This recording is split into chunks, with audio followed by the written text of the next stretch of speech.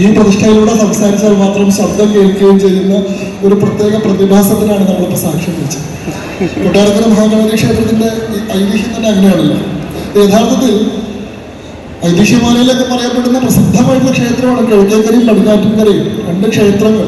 നമ്മുടെ പടിഞ്ഞാറ്റിൻകര ക്ഷേത്രത്തിൽ ഒരു പണിക്ക് വേണ്ടിയിട്ട് നമ്മുടെ ഉളിയന്നൂർ പെരുന്തച്ഛൻ വരികയും പെരുന്തച്ഛൻ ആ പണിയുടെ ഇടയിൽ പ്ലാവിന്റെ തടി കൊണ്ട് ഒരു ഗണപതിയുടെ വിഗ്രഹം ഉണ്ടാക്കുകയും അതവിടെ പ്രതിഷ്ഠിക്കണമെന്ന് ആവശ്യപ്പെടുകയും ചെയ്തപ്പോൾ അവിടുത്തെ പ്രധാന പൂജാരി അത് പറ്റില്ലെന്ന് പറഞ്ഞു. ഇവിടെ അതിന്റെ ആവശ്യമില്ല.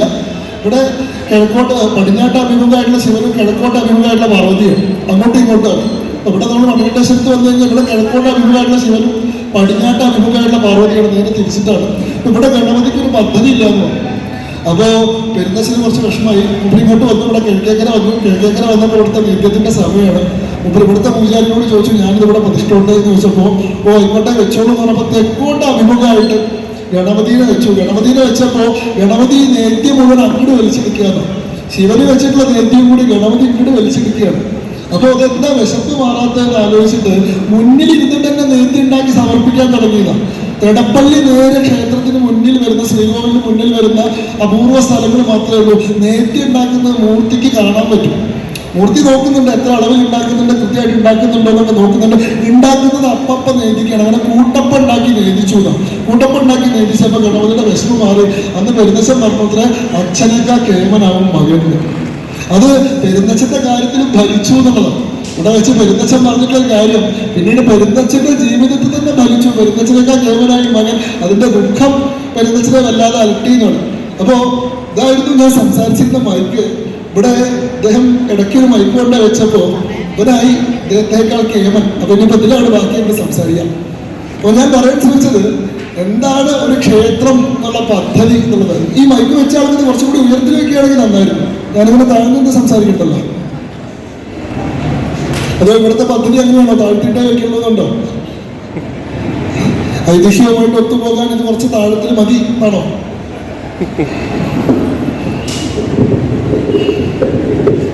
ഉയർത്തും ഉയർത്തും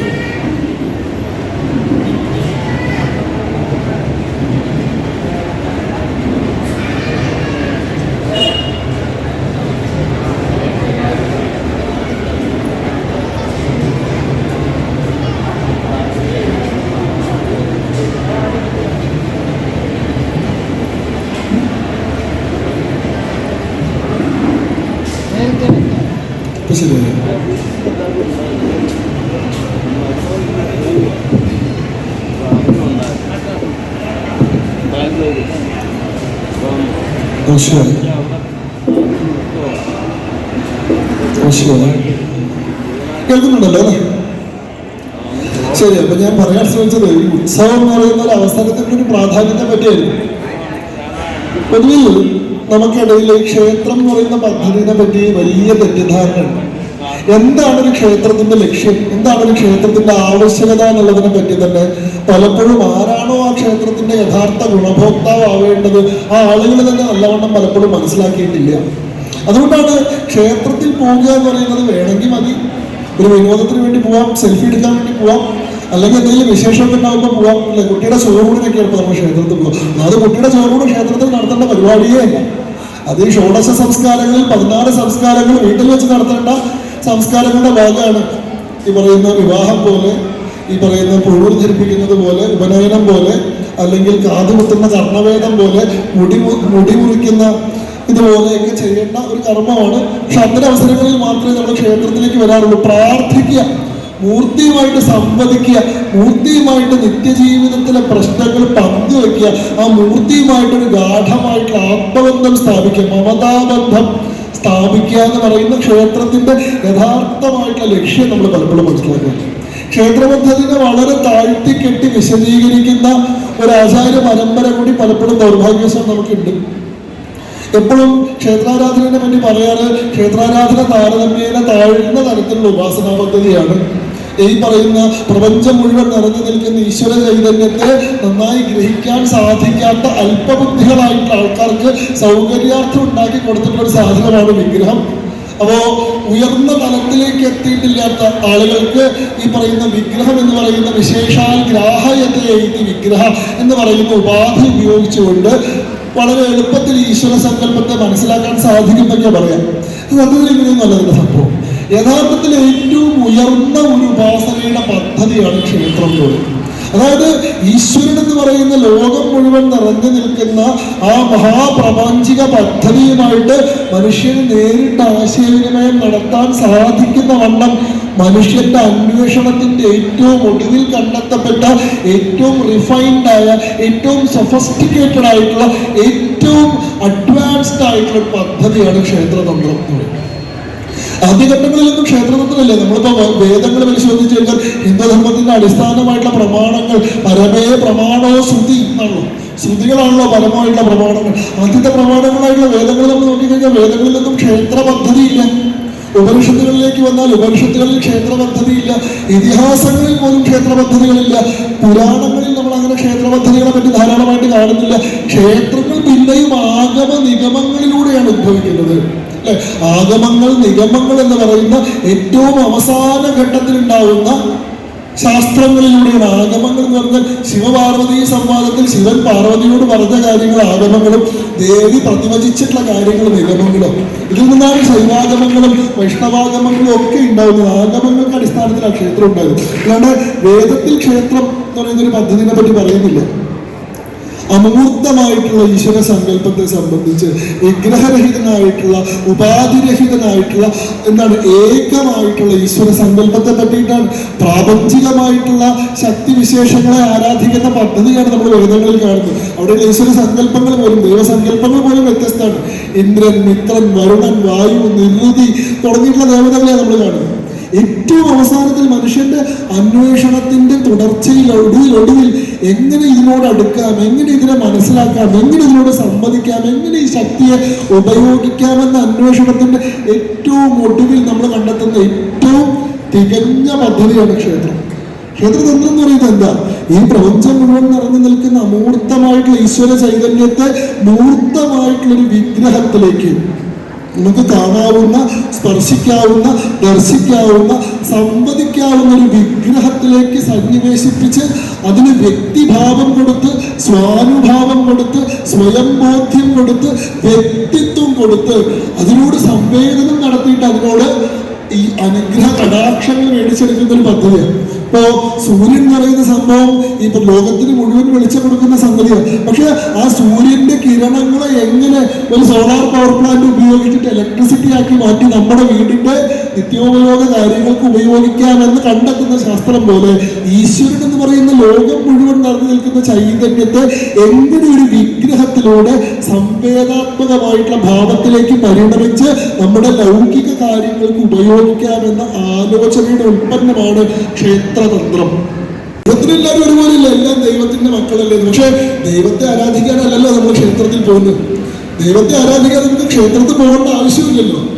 ദൈവത്തെ ആരാധിക്കുന്ന ഒരു പദ്ധതി തന്നെ ഹിന്ദുധർമ്മത്തിലില്ലല്ലോ. ദൈവത്തിന് എന്തിനാ ആരാധന?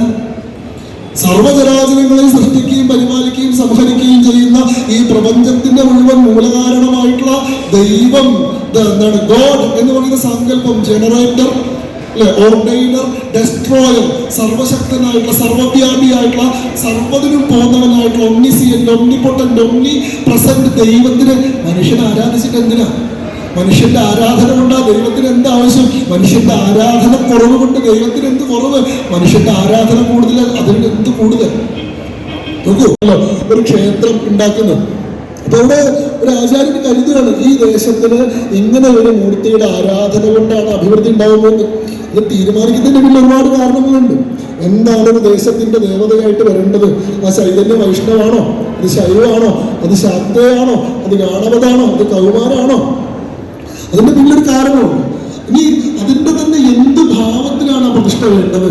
വിഗ്രഹത്തിന്റെ സ്വഭാവം എങ്ങനെയാണ്? ദാരുമതിയോ, അതോ ലോഹത്തിലാണോ, അതോ കല്ലാണോ, പീഠാണോ, മരാണോ? എന്താണ് അതിന്റെ പദ്ധതി? അതിന് ആയുധമായിട്ട് മതിയോ? എവിടെയാണ് പ്രതിഷ്ഠ നടത്തുന്നത്? ആരാണ് പ്രതിഷ്ഠ നടത്തുന്നത്, എന്താണ് വാർഷികമായിട്ടുള്ള പദ്ധതി, ഇതെല്ലാം ആലോചിച്ച് ഉറപ്പിച്ചിട്ടാണ് ഒരു ക്ഷേത്രത്തിലെ പ്രതിഷ്ഠ നടക്കുന്നത്. ഒരു വ്യക്തിയുടെ ഉപാസന പോലെയല്ലത്, ഒരു ദേശത്തെ മുഴുവൻ ബാധിക്കുന്ന കാര്യം. നേരത്തെ ഞാൻ പറഞ്ഞു, ഒരു വ്യക്തി അയാൾക്ക് വേണ്ടി നടത്തുന്നത് സാധനയാണ്. സാലോക്യം, സാമീപ്യം, സാരൂപ്യം, സായുജ്യം എന്നിങ്ങനെ 4ആയി വികസിക്കുന്ന വ്യക്തിഗതമായിട്ടുള്ള സാധനാ പദ്ധതിയാണ്. ഇത് തന്നെ തനിക്ക് മാത്രം പോരാ, തന്റെ അടുത്ത തലമുറകൾക്ക്, തന്റെ കുടുംബത്തിന് ആദ്യത്തെ അനുജ്ഞ, ആ മൂർത്തികൾ ആദ്യത്തെ നിർദ്ദേശം, ആദേശം കൊടുക്കുന്നത് ആചാര്യനാണ്. എന്താണ് ആദേശം? കൽപ്പാന്ത കാലത്തോളം ഇവിടെ നിലനിന്നുകൊണ്ട് ഈ ദേശത്തിനും ഇവിടെ അധിവസിക്കുന്ന ജനങ്ങൾക്കും നീ രക്ഷ ചെയ്യുക എന്നതാണ് മൂർത്തിക്ക് കിട്ടുന്ന ആദ്യത്തെ ഉപദേശം, ആദ്യത്തെ ആദേശം.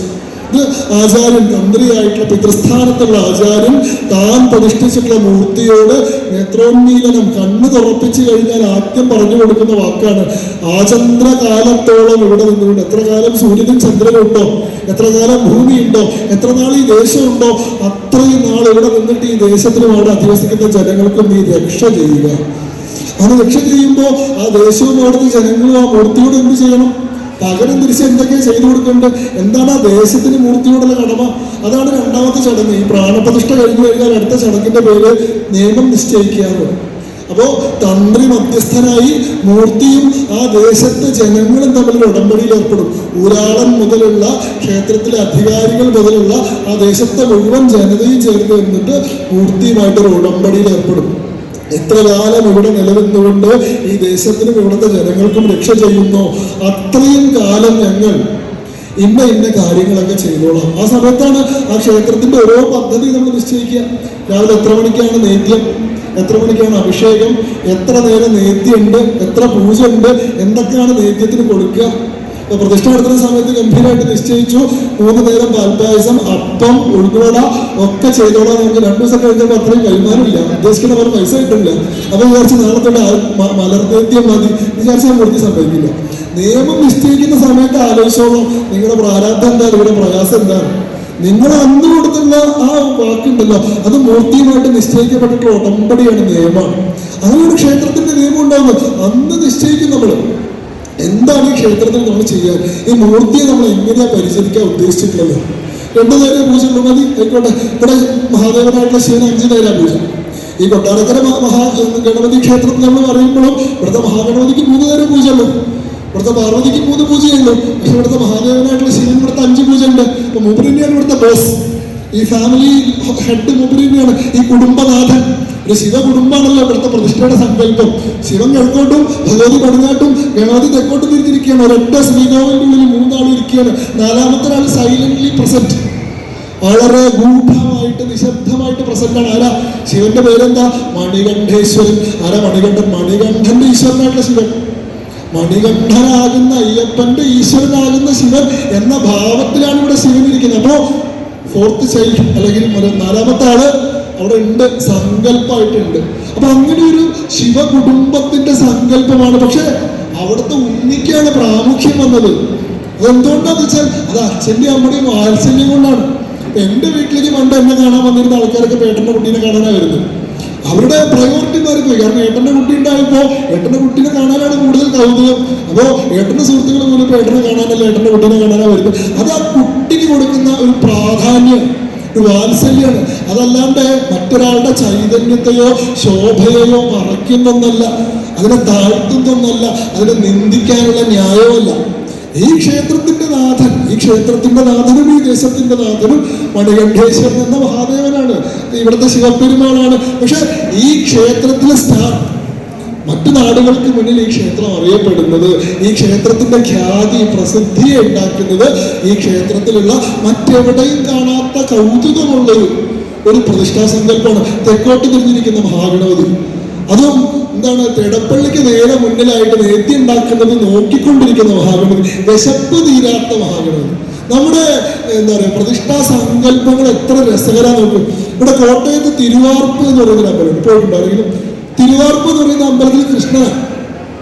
കൃഷ്ണന്റെ പ്രതിഷ്ഠ എങ്ങനെയാ വെച്ചാൽ വാർപ്പിന്റെ ഉള്ളിൽ ഇരിക്കുന്ന കൃഷ്ണൻ. അതുകൊണ്ടാണ് അവിടുത്തെ പേര് തിരുവാർപ്പ് എന്നത്. വിശന്നിരിക്കുന്ന ആളാണ് മുമ്പിൽ. അതെന്താന്ന് വെച്ചാല് മധുരാപുരിയിൽ ചെന്ന് കംസനുമായിട്ട് യുദ്ധം ചെയ്യുന്നതിന് മുമ്പ് കംസൻ കുറെ രാക്ഷസന്മാരെയും അസുരന്മാരെയൊക്കെ വിടുന്നുണ്ടല്ലോ. മറ്റേ മുഷ്ടികൻ, ചാണൂരൻ തുടങ്ങിയിട്ടുള്ള മല്ലന്മാർ വരുന്നുണ്ട്. അത് കഴിഞ്ഞിട്ട് കുവലയാപീഠം എന്ന് പറയുന്നൊരു ആന വരുന്നുണ്ട്. ഈ കുട്ടി ഈ കുവലയാപീഠത്തിന്റെ 2 കൊമ്പിലും പിടിച്ചിട്ട് മലത്തി അടിച്ചു. കുവലയാപീഠത്തെ കൃഷ്ണൻ എന്ന് പറഞ്ഞാൽ എന്താണ്? തന്റെ ഈശ്വരത്വം ഒരു സമയത്ത് ഒളിച്ചു വെക്കുന്നില്ലല്ലോ. ശ്രീരാമൻ എന്ന് പറയുന്ന അവതാരം സദാ മനുഷ്യനാണ് എന്ന് ഭാവിച്ചിട്ടാണ് ജീവിക്കുന്നതെങ്കിൽ, ഒരു സ്ഥലത്തും തന്റെ ദിവ്യത്വം ഫ്ലോണ്ട് ചെയ്യുന്നില്ലെങ്കിൽ, ഞാൻ ഈശ്വരനാണ് എന്നൊരു സംശയത്തിന് പോലും പഴുതു കൊടുക്കുന്നില്ല. നിങ്ങൾ രാമായണം മുഴുവൻ എടുത്തു കഴിഞ്ഞാൽ മനുഷ്യനായിട്ടാണ് രാമനെ അവതരിപ്പിച്ചിട്ടുള്ളത്. മാതൃകാ പുരുഷോത്തമൻ എന്നാണ് പറയുന്നത്. പുരുഷന്മാരിലെ ഏറ്റവും ഉത്തമൻ, ദൈവങ്ങളുടെ ഉത്തമനല്ല, മാതൃകാ പുരുഷോത്തമൻ. ഈ പറയുന്ന ദശാവതാരം എന്ന് പറയുന്നത് ഒരു പരിണാമ കഥയാണെങ്കിൽ, ജലത്തിൽ ഉത്ഭവിക്കുന്ന ജീവനാണ് മത്സ്യമെങ്കിൽ, പിന്നീട് ജലത്തിൽ നിന്ന് കരയിലേക്ക് കടക്കുന്ന ആംഫീബിയൻ സ്റ്റേജിനെയാണ് കൂർമ്മം കാണിക്കുന്നതെങ്കിൽ, കരയിൽ മാത്രം ജീവിക്കുന്ന മൃഗങ്ങൾ ഉണ്ടാകുന്നതാണ് വരാഹം കാണിക്കുന്നതെങ്കിൽ, പിന്നെ മൃഗത്തിൽ നിന്ന് മനുഷ്യനിലേക്കുള്ള പരിണാമത്തെയാണ് നരസിംഹം കാണിക്കുന്നതെങ്കിൽ, പിന്നീട് അവികസിതനായിട്ടുള്ള മനുഷ്യനെയാണ് വാമനൻ കാണിക്കുന്നതെങ്കിൽ, കുറെ കൂടി പരിണമിച്ച ക്രോധം, കോപവും എല്ലാ വികാരങ്ങളോടും കൂടിയിട്ടുള്ള മനുഷ്യനെയാണ് മഴുകൊണ്ട് ക്ഷത്രിയ വംശത്തെ മുഴുവൻ സംഹരിക്കുന്ന പരശുരാമൻ കാണിക്കുന്നതെങ്കിൽ, കർഷകനായിട്ടുള്ള സെറ്റിൽഡ് ലൈഫ് തുടങ്ങിയിട്ടുള്ള മനുഷ്യനെയാണ് ബലരാമൻ കാണിക്കുന്നതെങ്കിൽ, തികഞ്ഞ പൂർണ്ണത എത്തിയിട്ടുള്ള എപ്പിറ്റോം ഓഫ് ഹ്യൂമാനിറ്റി എന്ന് പറയുന്ന മനുഷ്യത്വത്തിന്റെ ഏറ്റവും ഉയർന്ന അവസ്ഥയെ രാമൻ കാണിക്കുന്നു. രാമനെ അവതരിപ്പിച്ചിട്ടുള്ളത് അങ്ങനെയാണ്. വാത്മീകി മഹർഷി നാരദനോട് ചോദിക്കുന്ന ചോദ്യം അങ്ങനെ, കോന്വസ്മിൻ സാമ്പ്രതം ലോകേ ഗുണവാൻ കശ്ച വീര്യവാൻ. ആരാണ് ഈ ലോകത്ത് അങ്ങനെ ഒരാളുള്ളത്? ഗുണവാനായ, വീര്യവാനായ, ധർമ്മജ്ഞനായ, കൃതജ്ഞനായ. 16 ലക്ഷണങ്ങളാണ് പറയുന്നത്.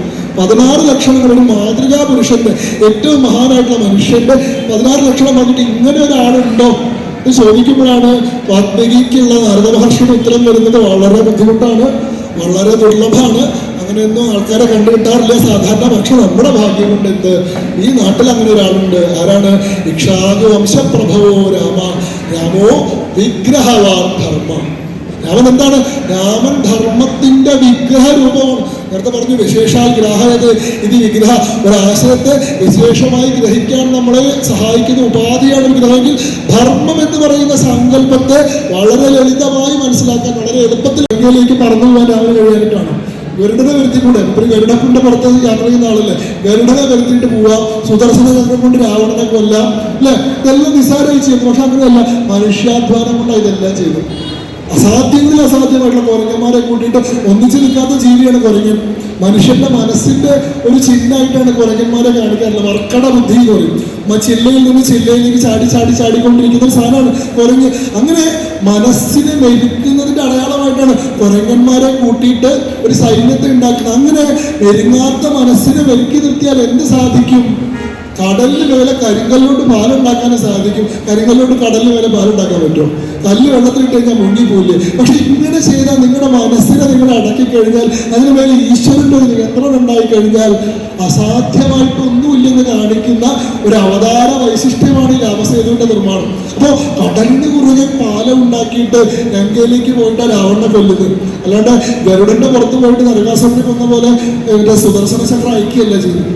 രാമന്റെ യുദ്ധം കണ്ടപ്പോ ആർക്കോ സംശയം തോന്നിയതാണ്, ഇതിന് ചിലപ്പോൾ വിഷ്ണു ആയിരിക്കുമെന്ന്. അല്ലാണ്ട് രാമൻ എവിടെയും വിശ്വരൂപ പ്രദർശനമൊന്നും നടത്തിയിട്ടില്ല. രാമൻ രാവണനോട് യുദ്ധം ചെയ്ത് കണ്ടപ്പോ ഇത് വെറും മനുഷ്യനല്ലല്ലോ, മനുഷ്യർക്ക് ഇവനെ സാധിക്കില്ലല്ലോ, യുദ്ധകാണ്ഡത്തിലാണ് രാമൻ വിഷ്ണുവാണോ എന്നുള്ള സന്ദേഹം ഉയർന്നു കേൾക്കുന്നത്. പിന്നെ അത് ബാലകാണ്ഡത്തിലാണ്.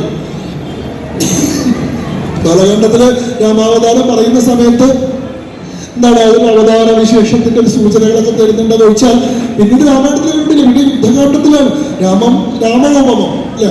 ആ യുദ്ധത്തിന്റെ കാര്യം പറയുന്നുണ്ട്. സാഗരം സാഗരോപമം, അമ്പരം അമ്പരോപമം, രാമരാവണയോ യുദ്ധം രാമരാവണോപമം. സാഗരത്തിന് മറ്റൊന്നിനോടും താരതമ്യം ചെയ്യാൻ സാധിക്കില്ല. സാഗരത്തിന് സാഗരം തന്നെ താരതമ്യമുള്ളൂ. ആകാശത്തിന് മറ്റൊന്നിനോടും താരതമ്യം ചെയ്യാൻ സാധിക്കില്ല. കാരണം അതുപോലൊന്നില്ല മറ്റൊന്ന്. അതുകൊണ്ട് ആകാശത്തിനോട് താരതമ്യം ആകാശം തന്നെയാണ്. അങ്ങനെ രാവണനും കൂടിയിട്ടുള്ള യുദ്ധത്തിന് ഇന്ന് വരെ മനുഷ്യരാശിയുടെ ചരിത്രത്തിൽ മറ്റൊരു താരതമ്യമില്ല. അത് രാമരാവണ യുദ്ധം തന്നെയാണ് അതിന്റെ താരതമ്യം. അപ്പോ രാവണൻ പറയുന്നത് സാക്ഷാൽ ശിവഭക്തനായിട്ടുള്ള വളരെ ശക്തനായിട്ട് അസുര രാജാവാണെങ്കിൽ രാമൻ അതിനൊത്തൊരു ദേവനാവാതെ തരമില്ല എന്ന് ചിന്തിക്കുക. പക്ഷെ മനുഷ്യനായിട്ടാണ് രാമൻ എല്ലാ കാലത്തും നിലനിൽക്കുന്നത്. പക്ഷേ ശ്രീഭൂതബലിയോ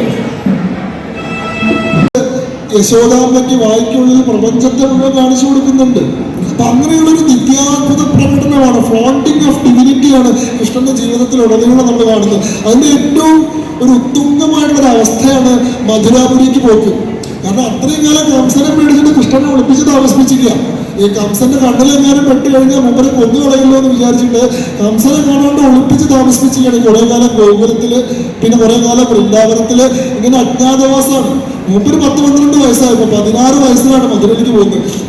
സ്വന്തം നിലയിൽ നിൽക്കാറായിട്ട് മുമ്പ് ആദ്യം ചെയ്യുന്ന പരിപാടി ഒരു സ്വന്തമായിട്ട് ഏട്ടനെയും കൂട്ടിയിട്ട് മധുരയ്ക്ക് പോയിട്ട്, ആരാണ് ഈ കംസൻ, ഞാനാണ് കൃഷ്ണൻ, ഞാൻ വന്നിട്ടുണ്ട്, കുട്ടിയോട് വരാൻ പറയും. എന്നിട്ട് കംസന് നേരിട്ട് പോയിട്ട് 16 വയസ്സുള്ള ഒരു കുട്ടി മധുരയിൽ പോയിട്ട് വെല്ലുവിളിക്കുക ചെയ്തു. കംസന്റെ മുഴുവൻ ഈ പറയുന്ന സേവകരോടും എല്ലാ കംസന്റെ മല്ലന്മാരോടും ഒറ്റയ്ക്ക് യുദ്ധം ചെയ്യണം. മുഷ്ടികൻ, ചാണൂരൻ എല്ലാവരും മർദ്ദിക്കുന്നു. ഈ കുവലയാപീഠം എന്ന് പറയുന്ന ആനേനെ ഈ തുമ്പിക്കൈ പിടിച്ച് അടിച്ച് കൊല്ലുക ചെയ്തു. അതുകൊണ്ടാണ് ഞാൻ തിരുവാർപ്പിന്റെ കാര്യം പറഞ്ഞപ്പോഴാണ് പറഞ്ഞത്, തിരുവാർപ്പ് ക്ഷേത്രത്തില് ആനേനെ എഴുന്നള്ളിക്കില്ല. കാരണം ഒരു ആനേനെ കൊല്ലുന്ന കൃഷ്ണനാണ്. ഗുരുവായൂർ അമ്പലത്തിലെ കൃഷ്ണൻ ആനയെ പരിപാലിക്കുന്ന കൃഷ്ണനാണെങ്കിൽ, ആനയെ സ്നേഹിക്കുന്ന കൃഷ്ണനാണെങ്കിൽ, ഈ തിരുവാർപ്പിലുള്ള കൃഷ്ണൻ ആനയെ മസ്തകത്തിലടിച്ച് കൊല്ലുന്ന ആളാണ്. അതുകൊണ്ട് അവിടെ ആനയെ എഴുന്നള്ളിക്കാറില്ല. ആ ക്ഷേത്രത്തിന്റെ ഏറ്റവും വലിയ പ്രത്യേകത എന്താ വെച്ചാൽ വിശന്നിരിക്കണ കൃഷ്ണനാണ്. ഈ കംസവിഗ്രഹം കഴിഞ്ഞ് വിശന്നിരിക്കുന്ന കുട്ടിയായതുകൊണ്ട് എന്താണ്, നേദ്യത്തിന് വളരെ പ്രാധാന്യമുണ്ട്. കേരളത്തിലെ ക്ഷേത്രങ്ങളിൽ നട തുറന്നു കഴിഞ്ഞാൽ അഭിഷേകം നടത്താണ്ട് നേദ്യം നടത്തുന്ന ഒരേ ഒരു ക്ഷേത്രമുള്ളൂ, അത് തിരുവാർപ്പുരം ശ്രീകൃഷ്ണ ക്ഷേത്രത്തിലാണ്. അവിടെ നട തുറന്നു കഴിഞ്ഞാൽ അഭിഷേകത്തിന് മുന്നേ നേദ്യമുണ്ട്. തന്നെയല്ല, ആ ക്ഷേത്രത്തില് ശ്രീകോവിലിന്റെ പുറത്ത്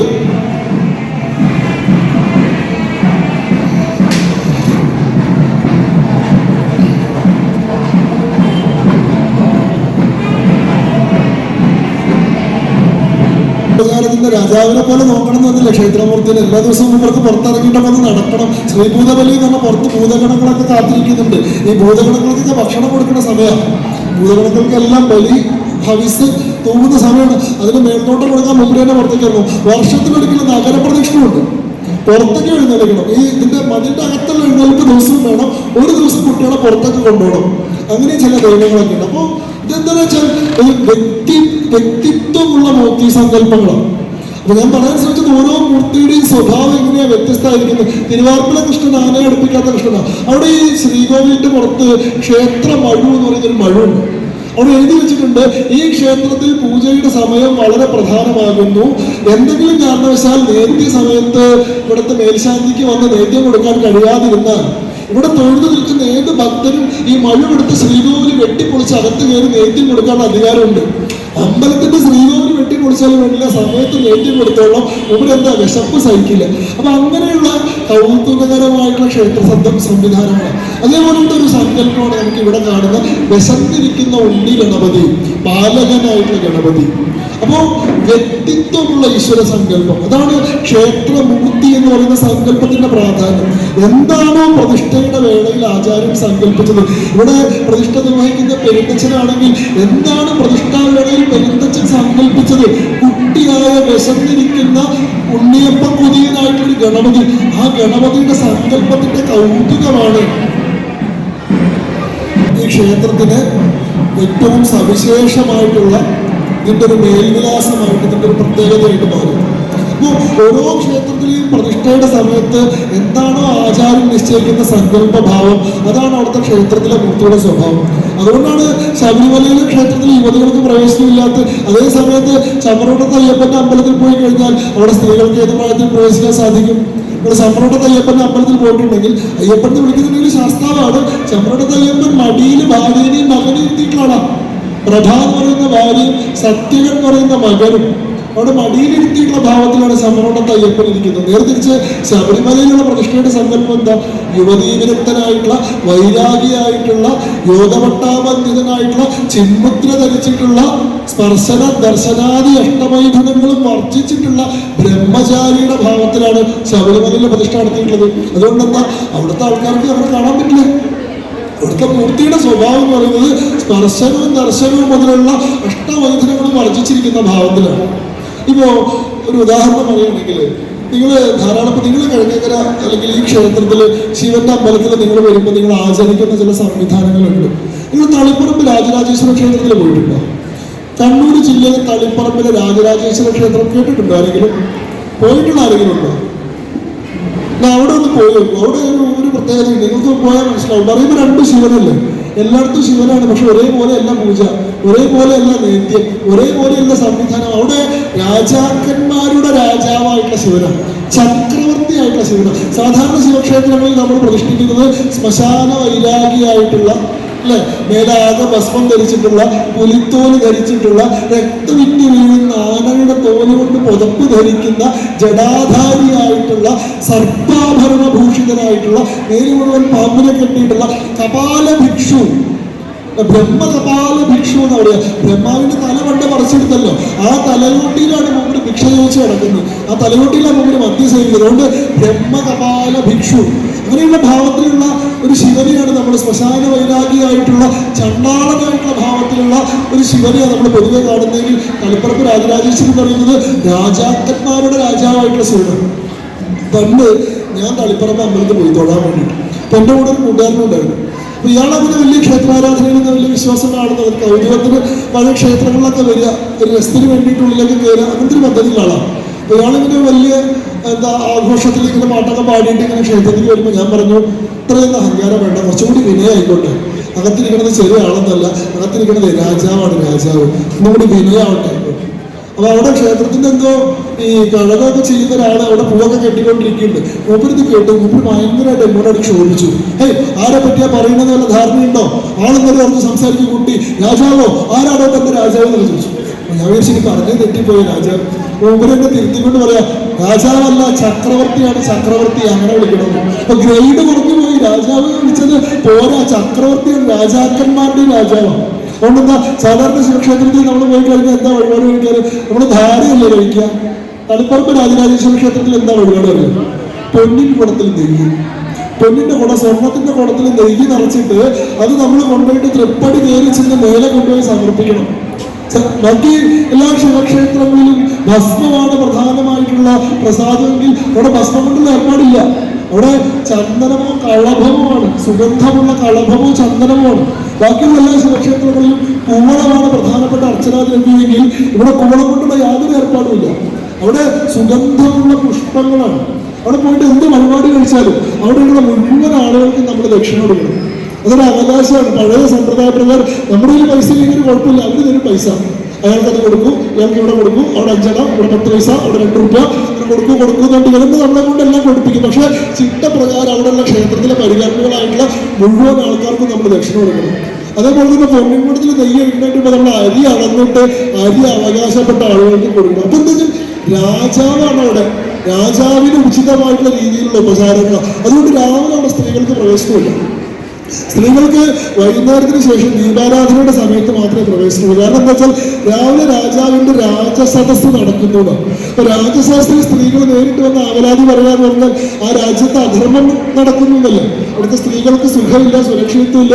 അവർക്ക് നേരിട്ട് രാജാവിനെ കണ്ട് മുഖം കാണിച്ച് പരാതി പറയേണ്ട അവസ്ഥയല്ല. അങ്ങനെയല്ല, രാജരാജേശ്വരന്റെ രാജ്യത്തെ സ്ത്രീകളൊക്കെ വളരെ സുഖിപതികളായിട്ട് സന്തോഷമായിട്ട് ജീവിക്കണം. അതുകൊണ്ട് അവർക്ക് രാജസദസ്സിൽ വന്ന് ആവലാതി പറയേണ്ട ആവശ്യമില്ല. അവർക്ക് വേണമെങ്കിൽ രാജാവ് വൈകുന്നേരം പട്ടമഹിഷി സമയത്തിനായിട്ടിരിക്കുന്ന ഉമാമഹേശ്വര ഭാവത്തിൽ വൈകുന്നേരം ഇരിക്കുന്നുണ്ട്, ആ സമയത്ത് സ്ത്രീകൾക്ക് വരാം. അപ്പൊ എന്തുകൊണ്ടാണ് അങ്ങനെയെന്ന് വെച്ച് കഴിഞ്ഞാൽ അവിടുത്തെ പ്രതിഷ്ഠയുടെ സങ്കല്പം അങ്ങനെയാണ്. അത് രാജകാര്യങ്ങൾക്കുള്ള മൂർത്തിയായിട്ടാണ് സങ്കല്പിച്ചിട്ടുള്ളത്. അവിടെ എന്താണ്, നരേന്ദ്രമോദിയും അമിത്ഷായും അല്ലെങ്കിൽ ചന്ദ്രികാ കുമാരതുംഗയും അതേപോലെ തന്നെ ശ്രീലങ്കയുടെ പ്രസിഡന്റ് അങ്ങനെയുള്ള ആൾക്കാരൊക്കെ വന്ന് തൊഴുന്ന സ്ഥലമാണ്, രാജകാര്യങ്ങൾക്കാണ്. അവിടെ പോയിട്ട് നമ്മൾ എൻ്റെ കുട്ടിക്ക് 10ാം ക്ലാസ്സിൽ 2 മാർക്ക് അധികം കിട്ടണമെന്ന് പ്രാർത്ഥിക്കേണ്ട ആവശ്യമില്ല. അത് കൊടുക്കണമെന്നല്ല, മുമ്പുടെ ജൂറിസ്ഡിക്ഷൻ അതല്ല. വില്ലേജ് ഓഫീസിലെ പ്യൂണിന് സ്ഥലം മാറ്റാൻ വേണ്ടി പ്രധാനമന്ത്രിയോട് അപേക്ഷിക്കേണ്ട ആവശ്യമില്ലല്ലോ. അതിന് ചുമതലപ്പെട്ടിട്ടുള്ള ആൾക്കാരില്ലേ എന്ന് പറഞ്ഞ പോലെ രാജകാര്യങ്ങൾക്ക് ചുമതലപ്പെട്ടിട്ടുള്ള ആളാണ് തളിപ്പറമ്പ് രാജരാജേശ്വരൻ. അവിടെ പോയിട്ട് നമ്മൾ ഈ നിസ്സാര കാര്യങ്ങൾ പറയേണ്ട ആവശ്യമില്ല എന്നുള്ള. നമ്മുടെ ഇവിടെ പയ്യന്നൂർ സുബ്രഹ്മണ്യ സ്വാമി ക്ഷേത്രം, പയ്യന്നൂർ സുബ്രഹ്മണ്യ സ്വാമി ക്ഷേത്രത്തിൽ സന്യാസിമാർക്ക് പ്രവേശനമില്ല. എന്താ, സന്യാസിമാർ കുറഞ്ഞ ആൾക്കാരായതുകൊണ്ടാണ്? സന്യാസിമാർക്ക് എന്തെങ്കിലും പതിത്തുള്ളത് കൊണ്ടാണ്? അല്ല, പയ്യന്നൂർ സുബ്രഹ്മണ്യ സ്വാമി ക്ഷേത്രത്തിൽ ലൗകിക കാര്യങ്ങൾക്ക് അനുഗ്രഹം തരുന്ന ഭാവത്തിലാണ് സുബ്രഹ്മണ്യം ഇരിക്കുന്നത്. ജീവിത സുഖങ്ങൾ തരുന്ന മൂർത്തിയായിട്ടാണ് അവിടുത്തെ സുബ്രഹ്മണ്യം പ്രതിഷ്ഠിച്ചിട്ടുള്ളത്. അവിടെ ഈ പറയുന്ന കാമ്യകർമ്മങ്ങൾ മുഴുവൻ ഉപേക്ഷിച്ചിട്ടുള്ള ലൗകിക വിരക്തി വന്നിട്ടുള്ള സന്യാസിക്ക് അവിടെ പോയിട്ട് ഒന്നും ചോദിക്കാനില്ല. അതുകൊണ്ട് അവരവിടെ കയറണ്ട. അപ്പൊ ഓരോ ക്ഷേത്രത്തിന്റെയും പ്രതിഷ്ഠയുടെ സങ്കല്പത്തിനനുസരിച്ചിട്ടാണ് അവിടുത്തെ നിയമം ഉണ്ടാക്കിയിട്ടുള്ളത്. ഗുരുവായൂർ അമ്പലത്തിലുള്ളതും മഹാവിഷ്ണുവാണ്, ശ്രീപത്മനാഭസ്വാമി ക്ഷേത്രത്തിലുള്ളതും മഹാവിഷ്ണുവാണ്. എന്ന് പറഞ്ഞ് 2 സ്ഥലത്ത് ഒരേ പൂജ, ഒരേ നേതി, ഒരേ സമ്പ്രദായമല്ല. നിങ്ങൾ രാവിലെ 3 മണിക്ക് ഗുരുവായൂരപ്പൻ്റെ മുന്നിൽ പോയി നിന്ന് കഴിഞ്ഞിട്ടുണ്ടെങ്കിൽ നിങ്ങൾക്ക് ഉണ്ടാവുന്ന രസം എന്ന് പറയുന്നത് വാത്സല്യമാണ്. കാരണം നിങ്ങൾ കാണാൻ പോകുന്നത് പട്ടുകോണം കൊടുത്തിട്ടുള്ള കുട്ടിയായിട്ടുള്ള കൃഷ്ണനെയാണ്.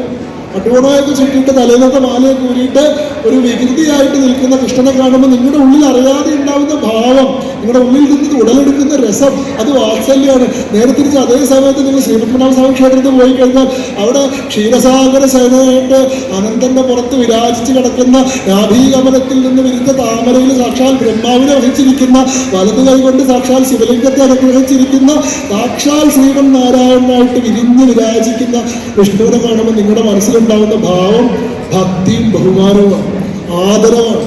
അപ്പോൾ ഓരോ ക്ഷേത്രവും ഭക്തനിൽ ഉണ്ടാക്കുന്ന രസം വേറെയാണ്. ഓരോ ക്ഷേത്രവും ഭക്തനിൽ ഉണ്ടാക്കുന്ന അനുഭൂതി വേറെയാണ്. ഭക്തർക്ക് കൊടുക്കുന്ന അവസ്ഥാവിശേഷം വേറെയാണ്. അത് പ്രതിഷ്ഠയുടെ സ്വഭാവത്തിനനുസരിച്ചിട്ടാണ്. ഈ പ്രതിഷ്ഠയുടെ സ്വഭാവത്തിനനുസരിച്ചിട്ടാണ് ഓരോ ക്ഷേത്രത്തിൻ്റെ യമനിയമങ്ങൾ നിശ്ചയിച്ചിട്ടുള്ളത്. ഈ ചൈതന്യത്തെ നിലനിർത്തുന്നതിന് വേണ്ടിയിട്ടാണ് നിത്യപൂജ പോലെയുള്ള പദ്ധതികൾ ഉണ്ടാക്കിയിട്ടുള്ളത്. കാരണം അന്ന് ആചാര്യൻ കൊളുത്തി വെച്ചിട്ടുള്ളൊരു ദീപമുണ്ട്. ആ ദീപം കെടാതെ കാക്കേണ്ട ഒരു ഉത്തരവാദിത്വം ആർക്കുണ്ട്? ഈ സമാജത്തിനുണ്ട്, ഈ സമൂഹത്തിനുണ്ട്. കാരണം ഈ ദേശത്തിന് വേണ്ടിയിട്ടാണ് ഈ ക്ഷേത്രം ഉണ്ടാക്കിയത്. നിങ്ങൾക്ക് വേണ്ടിയിട്ട്, ഈ നാട്ടിൽ ജീവിക്കുന്ന നിങ്ങൾക്ക് ഓരോരുത്തർക്കും എല്ലാ കാലത്തും സുഖവും സൗഖ്യവും ഉണ്ടാവട്ടെ എന്നുള്ള പ്രാർത്ഥനയോട് കൂടിയിട്ടാണ് ഈ ക്ഷേത്രം ഉണ്ടാക്കിയിട്ടുള്ളത്. ആ മൂർത്തി നിങ്ങളുടെ ആവശ്യാർത്ഥം നിങ്ങൾ നിർമ്മിച്ചെടുത്തിട്ടുള്ള മൂർത്തിയാണ്. ആ മൂർത്തി നിങ്ങൾ കൊടുത്തിട്ടുള്ള വാഗ്ദാനം വിശ്വസിച്ച്, നിങ്ങളുടെ ഉടമ്പടിയിൽ വിശ്വസിച്ചുകൊണ്ട് ആ ദേശത്ത് സ്ഥിരമായിട്ടുള്ള ആളാണ്. ആ മൂർത്തിക്ക് അനുഗ്രഹ വിഗ്രഹ ശേഷികൾ എന്നതുപോലെ ഇഷ്ടാനിഷ്ടങ്ങളും പ്രീതി കോപങ്ങളും സ്വാനുഭാവവും സ്വയംബോധ്യവും ഉണ്ട്. മൂർത്തിക്ക് എന്താണ് എന്താ പറയുക, വഴിപാട് കഴിക്കുമ്പോൾ മൂർത്തി സന്തോഷിക്കുന്നത് പോലെ നിഷേധം കൊണ്ട്, നിരാസം കൊണ്ട് മൂർത്തി കോപിക്കുകയും ചെയ്യും. മൂർത്തിക്ക് എല്ലാ തരത്തിലുള്ള വൈകാരികതകളും. അപ്പൊ നിങ്ങളുടെ ബാധ്യത നിങ്ങൾ നിറവേറ്റാണ്ടിരുന്നു കഴിഞ്ഞാൽ, എന്താണോ നിങ്ങൾ പ്രതിഷ്ഠാവേളയിൽ ആ മൂർത്തിയോട് പറഞ്ഞിട്ടുള്ളത്, ആ ബാധ്യത നിറവേറ്റാതിരുന്നു കഴിഞ്ഞാൽ മൂർത്തിയുടെ സ്വഭാവം മാറും, പ്രതിഷ്ഠാ സങ്കല്പത്തിന്റെ ആ നിയമം മാറും, അനുഗ്രഹ കലയുള്ള മൂർത്തി നിഗ്രഹ കലയിലേക്ക് മാറും. അങ്ങനെയാണ് ക്ഷയത്തിൽ നിന്ന് ത്രാണം ചെയ്യാൻ വേണ്ടി ഉണ്ടാക്കിയിട്ടുള്ള മൂർത്തി അവസാനം ആ നാട് മുഴുവൻ മുട്ടിച്ചോറാക്കുന്ന മൂർത്തിയായിട്ട് മാറുന്നത് പല സ്ഥലങ്ങളിൽ നമ്മൾ കാണുന്നുണ്ട് അല്ലെ. ക്ഷേത്രത്തിന്റെ സ്വഭാവവും വിധാനവും മാറുമ്പോൾ ആ ദേശത്തിന്റെ രക്ഷയ്ക്ക് പകരം ആ ദേശത്തെ ശിക്ഷിക്കുന്നൊരു എന്താ ശിക്ഷകനായിട്ട് ക്ഷേത്രമൂർത്തി മാറും. അപ്പോൾ അത് ഉണ്ടാവാതിരിക്കാൻ വേണ്ടിയിട്ടാണ് ഈ പദ്ധതികൾ മുഴുവൻ നമ്മൾ ചിട്ടപ്പെടുത്തിയിട്ടുള്ളത്. നിത്യപൂജ എന്ന് പറയുന്നത് അതിലെ പ്രധാനപ്പെട്ട ഒരു സംഗതിയാണ്. ആ ചൈതന്യം വർദ്ധിപ്പിക്കുന്നതിന് വേണ്ടിയിട്ടാണ് 6 ഉപായങ്ങൾ നിശ്ചയിക്കപ്പെട്ടിട്ടുള്ളത്. വേദപാരായണം ചൈതന്യവർദ്ധനയ്ക്ക് വേണ്ടിയിട്ടുള്ള ഉപാധിയാണ്. അന്നദാനം ചൈതന്യവർദ്ധനയ്ക്ക് വേണ്ടിയിട്ടുള്ള ഉപാധിയാണ്. നവീകരണ കലശം ചൈതന്യവർദ്ധനയ്ക്ക് വേണ്ടിയിട്ടുള്ള, നവകം, പഞ്ചഗവ്യം, ശുദ്ധി, ഇതൊക്കെ ചൈതന്യവർദ്ധനയ്ക്ക് വേണ്ടിയിട്ടുള്ള ഉപാധികളാണ്. അതേപോലെ തന്നെ ഏറ്റവും പ്രധാനപ്പെട്ടിട്ടുള്ള ചൈതന്യവർദ്ധനയ്ക്ക് വേണ്ടിയിട്ടുള്ള ഉപാധിയാണ് ഉത്സവം. ഉത്സവ സമയത്താണ് ആ മൂർത്തിയുടെ ചൈതന്യം ആ ശ്രീകോവിലിന് പുറത്തേക്ക്, ക്ഷേത്ര മതിൽക്കെട്ടിന് പുറത്തേക്ക് വ്യാപരിക്കുന്നത്. ആ സമയത്ത് ആ നാട് മുഴുവൻ മൂർത്തിയുടെ അനുഗ്രഹ വർഷം കൊണ്ട് നിറയുന്നൊരു സമയമാണ്. കാരണം മൂർത്തി സന്തോഷിക്കുന്ന സമയമാണ്, ഏറ്റവും സന്തുഷ്ടനാകുന്ന സമയം. കാരണം എന്താ, തൻ്റെ പ്രജകളായിട്ടുള്ള ആ ദേശത്ത് അധിവസിക്കുന്ന ആളുകൾ എല്ലാവരും തന്നെ കാണാൻ വേണ്ടി ആ ക്ഷേത്രത്തിലേക്ക് വരുന്ന, താനുമായിട്ടുള്ള മമതാബന്ധം പുതുക്കുന്ന, തൻ്റെ പ്രജയാണെന്നത് അംഗീകരിക്കുന്ന അല്ലെ ആ ഒരു സമയമാണ്. അപ്പോൾ മൂർത്തി വളരെ സന്തുഷ്ടനായിരിക്കുന്ന ഒരു സമയമാണ്. മഹാഗണപതി എന്ന് പറയുന്ന ദേവതാ സങ്കല്പം യഥാർത്ഥത്തിൽ ഹിന്ദു ധർമ്മത്തിലെ ഏറ്റവും പ്രധാനപ്പെട്ട ഈശ്വര സങ്കല്പം ഏതാണെന്ന് ചോദിച്ചു കഴിഞ്ഞാൽ സംശയത്തിന് അതീതമായി പറയാൻ കഴിയും, അത് മഹാഗണപതി തന്നെയാണ്. ഹിന്ദുധർമ്മം 6 മതങ്ങളായി പിരിഞ്ഞിരുന്ന കാലത്ത് ഗണപതിയുടെ പേരിലൊരു മതം തന്നെ ഉണ്ടായിരുന്നു. ശൈവം, വൈഷ്ണവം, ശാക്തേയം എന്നൊക്കെ പറയുന്നത് പോലെ ശിവനെ മാത്രം ആരാധിച്ചിരുന്നവര്, വിഷ്ണുവിനെ മാത്രം ആരാധിച്ചിരുന്നവര്, എന്താ പറയുക, ശക്തിയെ മാത്രം ആരാധിച്ചിരുന്നവരൊക്കെ ഉണ്ടായ സമയത്ത് ഗണപത്യം എന്നുള്ള പേരിൽ ഗണപതിയെ മാത്രം ആരാധിക്കുന്ന 64 ഗണപതികളാണ് ഈ പ്രപഞ്ചത്തിന്റെ എല്ലാത്തിനും നിദാനമായിരിക്കുന്നത്. സൃഷ്ടിക്കും സ്ഥിതിക്കും സംഹാരത്തിനും അനുഗ്രഹത്തിനും തിരോധാനത്തിനും എല്ലാത്തിനും കാരണമായിരിക്കുന്നത് ഗണേശനാണ് എന്ന് വിശ്വസിച്ചിരുന്നൊരു കാലമുണ്ട്. എന്നാൽ ഇതിലെ എല്ലാ പദ്ധതികളിലും ഒരുപോലെ ആരാധിക്കപ്പെട്ടിട്ടുള്ള ഒരു മൂർത്തി, ഈ പറയുന്ന 6 മതങ്ങൾക്കും ഒരുപോലെ അനിഷേധ്യമായിട്ടൊരു മൂർത്തി ഉണ്ടെങ്കിൽ അത് ഗണപതിയാണ്. ശൈവർക്കാവട്ടെ വൈഷ്ണവർക്കാവട്ടെ, ശാക്തേയർക്കാവട്ടെ, ഏതെങ്കിലും ഒരു പദ്ധതിയിൽ നിൽക്കുന്ന ആളുകൾക്ക്, എല്ലാ വിഭാഗങ്ങൾക്കും, എല്ലാ ജാതികൾക്കും, എല്ലാ പന്ഥുക്കൾക്കും, എല്ലാ സമുദായങ്ങൾക്കും, എല്ലാ സമ്പ്രദായങ്ങൾക്കും ഒരുപോലെ ആരാധ്യനായിട്ടുള്ള ആദ്യപൂജ്യനും അഗ്രപൂജ്യനുമായിട്ടുള്ള ദേവതയാണ് ഗണപതി. ഗണപതി ആരാധിച്ചുകൊണ്ടാണ് എല്ലാ കാര്യങ്ങളും, എല്ലാ ശുഭകാര്യങ്ങളും ഈ രാജ്യത്തെ ജനങ്ങൾ എല്ലാ കാലത്തും എന്താ പറയുക ആചരിച്ചു പോന്നിട്ടുള്ളത്. അത് വ്യക്തിപരമായിട്ടുള്ള വീട്ടിലെ സന്തോഷങ്ങൾ മാത്രമല്ല, അത് പൊതുവായിട്ടുള്ള കാര്യങ്ങളും സാമാജികമായിട്ടുള്ള കാര്യങ്ങളും എല്ലാം ഗണേശ വന്ദനത്തോടു കൂടി മാത്രം ആരംഭിക്കുകയാണ്. ഗണപതി എന്ന് പറയുന്ന ദേവതാ സങ്കല്പത്തിന്റെ ആരംഭം എവിടുന്നാന്ന് ആലോചിച്ച് കഴിഞ്ഞാൽ, ഞാൻ നേരത്തെ പറഞ്ഞല്ലോ, വേദകാലത്ത് ക്ഷേത്ര പദ്ധതി ഇല്ല, ആഗമ നിഗമങ്ങളിലൂടെയാണ് ക്ഷേത്രം ഉണ്ടായത്. പക്ഷെ ഗണപതി എന്ന് പറയുന്ന മൂർത്തി സങ്കല്പം എനിക്ക് തോന്നുന്നു എന്നാണ് ഈ ധർമ്മം ഉണ്ടായത്, സനാതന ധർമ്മം എന്താണ് ഉണ്ടായത്, അന്ന് മുതൽക്ക് ഗണേശൻ എന്ന് പറയുന്ന സങ്കല്പം ഇവിടെയുണ്ട്. വേദങ്ങളിൽ പരാമർശമുള്ള മൂർത്തിയാണ് ഗണപതി. പല ആധുനിക ദൈവങ്ങൾക്കും അങ്ങനെ ഒരു അവകാശവാദം ഉന്നയിക്കാൻ സാധിക്കില്ല. വേദങ്ങളിൽ പരാമർശം നമ്മുടെ ഇന്നത്തെ ആരാധ്യരായിട്ടുള്ള പല ദേവതകൾക്കും വേദപരാമർശം ഇല്ല. പക്ഷെ അദ്യവേദമായിട്ടുള്ള ഋഗ്വേദത്തിൽ തന്നെ ഗണാനാം ത്വാം ഗണപതിം ഹവാമഹേ കവിം കവീനാം ഉപവസ്ത്രവസ്ത്രം എന്ന് പറയുന്ന ശ്ലോകത്തിൽ ഗണങ്ങളുടെ നാഥനായിട്ടുള്ള ഗണപതിയെ, ജ്യേഷ്ഠരാജനായിട്ടുള്ള ഗണപതിയെ ഋഗ്വേദ മന്ത്രത്തിൽ തന്നെ പൂർവ്വസൂരികൾ സ്മരിച്ചിട്ടുണ്ട്. അപ്പോൾ വേദകാലത്തെ ഗണേശൻ എന്ന് പറയുന്ന സങ്കല്പമുണ്ട്. അതിനുശേഷം വരുന്ന ഉപനിഷത്തുകളുടെ കാലം നോക്കിക്കഴിഞ്ഞാൽ ഗണേശാധർവ ശീർഷോപനിഷത്ത് എന്ന പേരിൽ ഗണേശന് വേണ്ടി തന്നെ നിവേദിക്കപ്പെട്ടിട്ടുള്ള ഒരു പ്രത്യേക ഉപനിഷത്ത് തന്നെയുണ്ട്. ഇതിഹാസങ്ങളുടെ കാലത്ത് ഗണപതി ഉണ്ടാവുമെന്ന് ചോദിച്ചു കഴിഞ്ഞാൽ ഇതിഹാസങ്ങളിലെ പ്രധാന ഇതിഹാസമായിട്ടുള്ള മഹാഭാരതം എന്ന ഇതിഹാസത്തിന്റെ കർത്താവായി തന്നെ ഗണപതി ഉണ്ട്. വ്യാസന് വേണ്ടിയിട്ട് മഹാഭാരതം രചിച്ചത് മഹാഗണപതിയാണ് എന്നാണ് സങ്കല്പം. പുരാണങ്ങളിൽ അനവധിയായിട്ടുള്ള ഗണേശ മഹാത്മ്യങ്ങൾ, ഗണപതിക്ക് വേണ്ടി തന്നെ 3 പുരാണങ്ങളുണ്ട്. ഗണേശ പുരാണമാവട്ടെ, മുഗ്ധല പുരാണമാവട്ടെ, ഇതെല്ലാം ഗണേശന് വേണ്ടി നിവേദിക്കപ്പെട്ടിട്ടുള്ളതാണ്. ആഗമ നിഗമങ്ങളുടെ കാലഘട്ടത്തിൽ ഗണേശനുമായി ബന്ധപ്പെട്ട തന്ത്രങ്ങളും ധാരാളം ഉണ്ടായിട്ടുണ്ട്. ഗണേശന് വേണ്ടി ആയിരക്കണക്കിന് ക്ഷേത്രങ്ങളും ഈ രാജ്യത്തുണ്ട്. അപ്പോൾ ഈ ധർമ്മത്തിന്റെ ആരംഭം മുതൽ ഈ ധർമ്മത്തിന്റെ വികാസത്തിന്റെ ഓരോ ഘട്ടത്തിലും ഏറ്റവും പ്രധാനപ്പെട്ട മൂർത്തിയായിട്ട്, ആദ്യപൂജ്യനായിട്ട്, അഗ്രപൂജ്യനായിട്ട്, പരമപൂജ്യനായിട്ട് എല്ലാ കാലത്തും ഗണേശൻ എന്ന് പറയുന്ന സങ്കല്പമുണ്ട്. യോഗസാധനയിൽ യഥാർത്ഥത്തിൽ മൂലാധാര ചക്രത്തിന്റെ ദ്വാരപാലകനായിട്ടാണ് ഗണപതിനെ സങ്കല്പിക്കുന്നത്. ഇതിൽ നിന്നാണ് യഥാർത്ഥത്തിൽ പാർവതിയുടെ കുളിമുറിക്ക് കാവലെന്നു എന്നൊക്കെയുള്ള കഥയുണ്ടല്ലോ. പുരാണ കഥകൾ എന്ന് പറയുന്നത് ഭാവനാത്മകമാണ്. അതിൻ്റെ ഉള്ളിൽ തത്വങ്ങളെയാണ് ഒളിപ്പിച്ചു വെച്ചിട്ടുള്ളത്. കയ്പുള്ള ഗുളിക കുട്ടികൾ കഴിക്കാൻ പഠിക്കുമ്പോൾ അത് മധുരമുള്ള പഞ്ചസാരയിൽ പൊതിഞ്ഞു കൊടുക്കുന്നത് പോലെ വളരെ ഗഹനമായ കഠിനമായിട്ടുള്ള വൈദിക തത്വങ്ങളെ ആളുകൾക്ക് പെട്ടെന്ന് മനസ്സിലാവുന്ന സരളമായിട്ടുള്ള കഥകളിൽ ഒളിപ്പിച്ചതാണ് പുരാണങ്ങൾ. യഥാർത്ഥത്തിൽ നമ്മുടെ ഇതില് യോഗ പദ്ധതിയിൽ ശരീരത്തിൽ 6 ചക്രങ്ങളെ പറ്റി പറയുന്നു. ഏറ്റവും താഴെ മൂലാധാരം, അതിനു മേലെ സ്വാധിഷ്ഠാനം, അതിനു മേലെ മണിപൂരകം, അതിനു മേലെ അനാഹതം, അതിനു മേലെ വിശുദ്ധി, അതിനു മേലെ ആജ്ഞ, അതിനു മേലെ സഹസ്രദള പത്മം, 1000 ഇതളുകളുള്ള താമര, സഹസ്രദള പത്മം. അവിടെയുള്ള വെളുത്ത വസ്ത്രം ധരിച്ച, വെളുത്ത നിറമുള്ള വെളുത്ത ജപമാല ധരിച്ചിട്ടുള്ള അനങ്കാനന്ദനാഥനായിട്ടുള്ള ശിവൻ ഗുരു അവിടെയാണ് വിളങ്ങുന്നത്. ഈ നമ്മുടെ സഹസ്രാര പത്മത്തിലാണ്. ഏറ്റവും താഴത്തുള്ള മൂലാധാര ചക്രത്തിലാണത്ര കുണ്ടലിനി എന്ന് പറയുന്ന ശക്തി, ഭഗവതി 3.5 ചുറ്റുള്ള സർപ്പാകൃതിയിൽ കുണ്ടലിതമായിട്ട് കുണ്ടലിനി എന്ന് പറയുന്ന ശക്തി ഉറങ്ങുന്നത്. ഈ മൂലാധാര ചക്രത്തിന്റെ കാവൽക്കാരനായിട്ടുള്ള രക്ഷാദേവതയായിട്ടാണ് ഗണപതിനെ ഉപാസിക്കുന്നത്. അപ്പോൾ ഗണേശനെ ഉപാസിച്ചാൽ മാത്രമേ ഈ മൂലാധാര ചക്രം തുറന്നിട്ട് ഈ കുണ്ടലിനി ശക്തി പുറത്തു വരുള്ളൂ. പിന്നീട് ക്രമേണയുള്ള ഘട്ടം ഘട്ടമായിട്ടുള്ള ഉപാസനയിലൂടെയാണ് ഈ കുണ്ടലിനി ഓരോ ചക്രങ്ങളെയും ഭേദിച്ചുകൊണ്ട് മുകളിലേക്ക് ഉയർന്ന് ഏറ്റവും ഒടുവിൽ ആജ്ഞയെയും ഭേദിച്ചുകൊണ്ട് സഹസ്രദള പത്മത്തിലെത്തുമ്പോൾ ശിവശക്തി സംയോഗം ഉണ്ടാവുന്നു. ആ കുണ്ടലിനി ശക്തിയും അനങ്കാനന്ദനാഥനായിട്ടുള്ള ശിവനും തമ്മിൽ സംയോഗം ഉണ്ടാവുമ്പോൾ, ശിവശക്തി സംയോഗം ഉണ്ടാവുമ്പോൾ അതാണത്ര ആനന്ദപ്ലവം, അല്ലെങ്കിൽ അതാണത്ര മോക്ഷം, അതാണത്ര സദ്ഗതി എന്ന് പറയുന്ന പരമപദം. ആ പരമപദത്തിലേക്ക് എത്താനുള്ള നമ്മുടെ വിവിധങ്ങളായിട്ടുള്ള ഉപാധികളെയാണ് നമ്മുടെ എല്ലാ മാർഗങ്ങളും മുന്നോട്ട് വയ്ക്കുന്നത്. അതിപ്പോൾ ജ്ഞാനയോഗമാണെങ്കിലും കർമ്മയോഗമാണെങ്കിലും രാജയോഗമാണെങ്കിലും സന്യാസയോഗമാണെങ്കിലും ഭക്തിയോഗമാണെങ്കിലും ഒക്കെ ഇതിൻ്റെ എല്ലാം അവസാനത്തെ ലക്ഷ്യമായിട്ട് സദ്ഗതി പ്രാപിക്കുക, പരമപദം പ്രാപിക്കുക എന്നതാണ്. ആ പരമപദം പ്രാപിക്കണമെങ്കിൽ ഏറ്റവും ആദ്യം ഈ മൂലാധാരം എന്ന് പറയുന്ന ചക്രം തുറക്കണമെങ്കിൽ മഹാഗണപതി പ്രസാദിക്കണം എന്നതുകൊണ്ടാണ് ആദ്യപൂജ്യനായിട്ട് അഗ്രപൂജ്യനായിട്ട് ഗണപതി നിൽക്കുന്നത്. ആ ഗണേശ തത്വം വികസിച്ചു കഴിഞ്ഞാൽ ഉണ്ടാവുന്ന ഒരു അവസ്ഥയുടെ സൂചകമായിട്ടാണ് ഒരു പക്ഷേ ഗണപതിയുടെ ആനത്തല.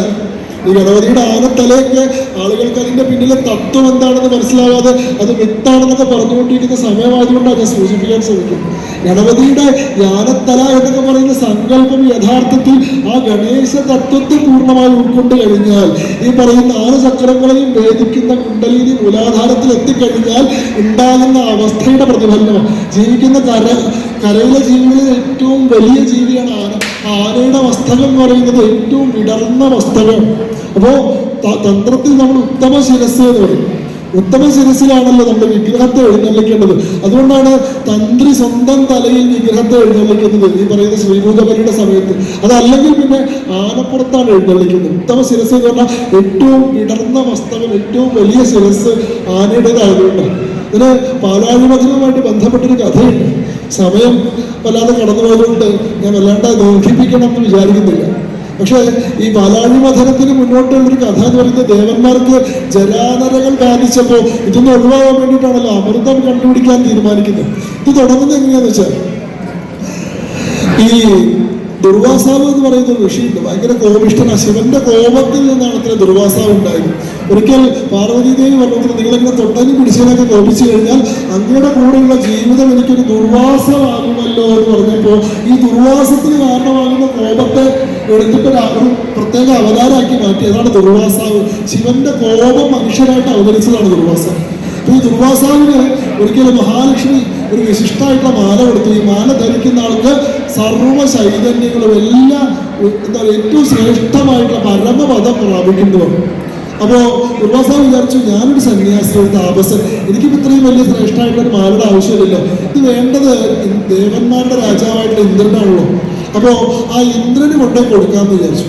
അങ്ങനെ മൂപ്പര് ഇന്ദ്രനെ കാണാൻ വേണ്ടി ചെന്നപ്പോൾ ഇന്ദ്രൻ ഇന്ദ്രൻ അവിടെ ചില അപ്സരസുമായിട്ട് സംസാരിച്ചുകൊണ്ടിരിക്കുക. അപ്പോൾ ദുർവാസാവിനെ കണ്ടിട്ട് വേണ്ടത്ര മാനിച്ചിട്ട് അദ്ദേഹം മാല സ്വീകരിച്ചിട്ട് ഇന്ദ്രന്റെ വാഹനമായിട്ടൊരു ആനയുണ്ട്. ഐരാവതമല്ല, ഐരാവതം എന്ന് പറയുന്നത് വെളുത്ത ആനയുടെ നിങ്ങൾക്കറിയാം. പക്ഷെ അതിന് മുമ്പ് ഒരു ആന ഉണ്ടായിരുന്നു. ആ ആനയുടെ തലയിൽ ഇട്ട് കൊടുത്തു. ഇന്ദ്രൻ അത് വേണ്ടത്ര ഗൗരവത്തോടു കൂടി സ്വീകരിച്ചില്ല. മുമ്പരുടെ ശ്രദ്ധ അപ്പുറത്ത് മേനകയുടെ മുകളിലായിരുന്നുകൊണ്ട് മുമ്പ് ഈ സാധനം എടുത്തിട്ട് ആനയുടെ കഴുത്തിൽ ഇട്ട് കൊടുത്തു. ആനയ്ക്ക് അറിയില്ലല്ലോ ഇതിന്റെ വൈശിഷ്ട്യം എത്രയാണ്.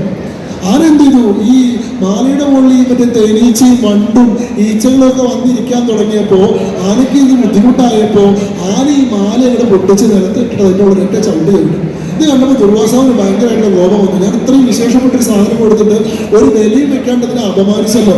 അതുകൊണ്ട് ഈ ഇന്ദ്രന്റെ അഹങ്കാരത്തിനൊരു ശിക്ഷ കൊടുക്കണമെന്ന് വിചാരിച്ച് ദുർവാസാവാണ് ശപിക്കുന്നത്. എന്ത്, നിങ്ങൾക്ക് ജരാനരകൾ ബാധിക്കട്ടെ, നിങ്ങളുടെ ഈ സുരന്മാരെന്ന് പറയുന്ന അവസ്ഥയില്ലാണ്ടാവട്ടെ, നിങ്ങൾ മറ്റുള്ള സാധാരണ മനുഷ്യന്മാരെ പോലെ കുറച്ച് കഴിഞ്ഞാൽ വയസ്സാവുക, രോഗം വരിക, മരിച്ചു പോവുക തുടങ്ങിയിട്ടുള്ള എല്ലാ സ്വാഭാവിക പ്രക്രിയകൾക്കും വിധേയരാവട്ടെ, നിങ്ങൾക്ക് ഈ പറയുന്ന സകലമായ വിശേഷങ്ങളും ഇല്ലാണ്ടാവട്ടെ.